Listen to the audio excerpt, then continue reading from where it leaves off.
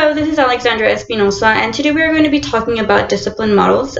There's tons of discipline models out there, but there's this one in particular that is very effective, and I feel that it's the one we should be incorporating in our classrooms and in our district.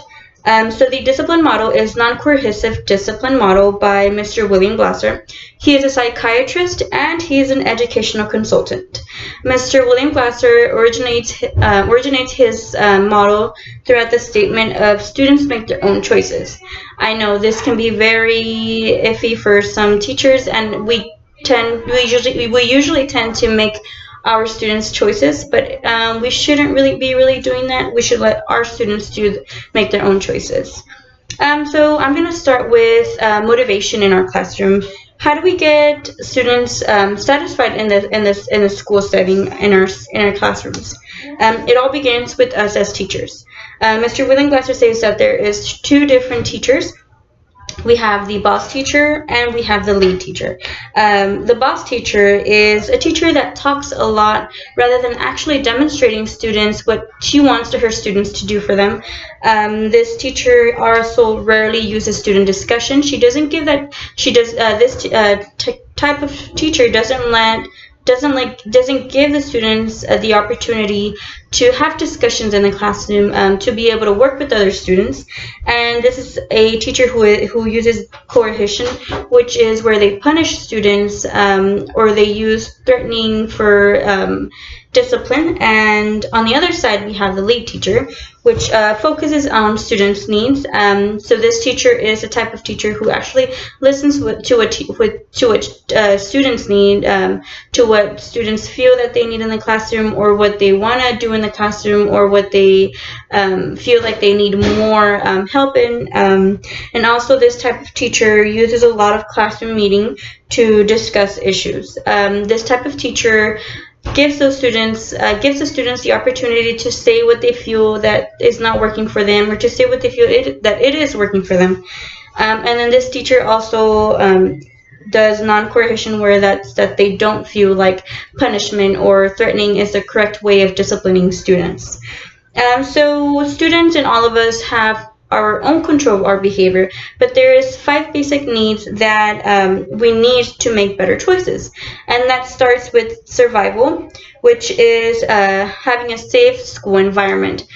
We have to have a good environment for students to work in. Students need to feel comfortable. They need to feel happy to be in our classrooms.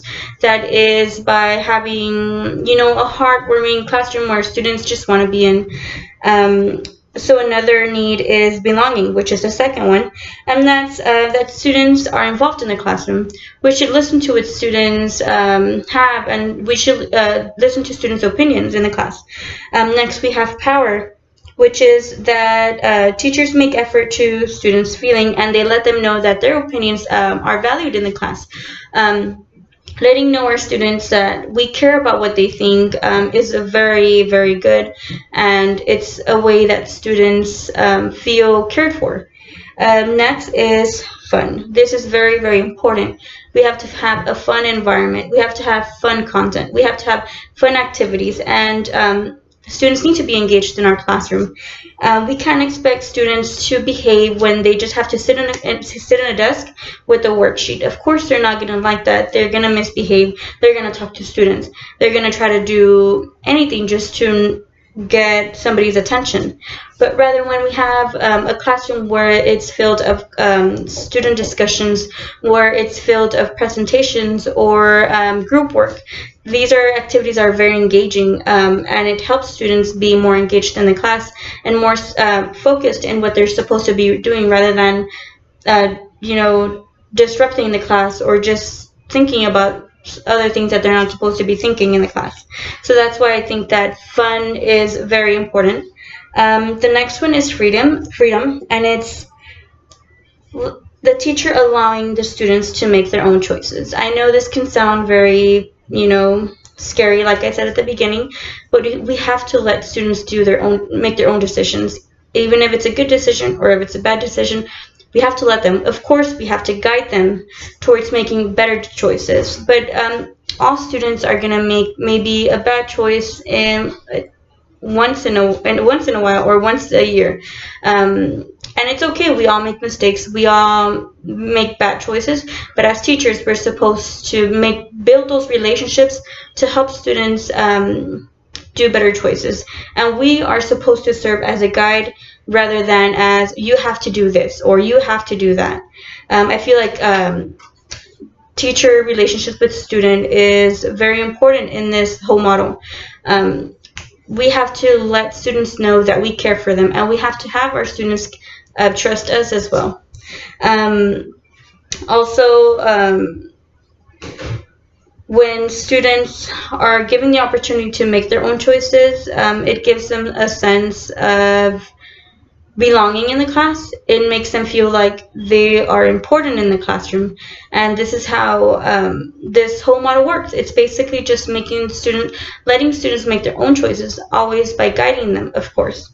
And that's why it's very important to give them these five basic needs. If they have all these needs, if they have all these opportunities, students will make better choices, and this is why this model is very important. I think that teachers should also give students the opportunities to just let them be in the classroom and let them be a better student. That's why this model is very important, and I think that we should incorporate this one in the school. It's very effective.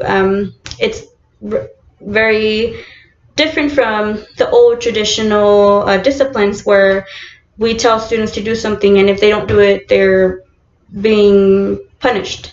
This is nothing like that, and I feel like now in these days it's the best model that we can have in our classrooms and in our districts.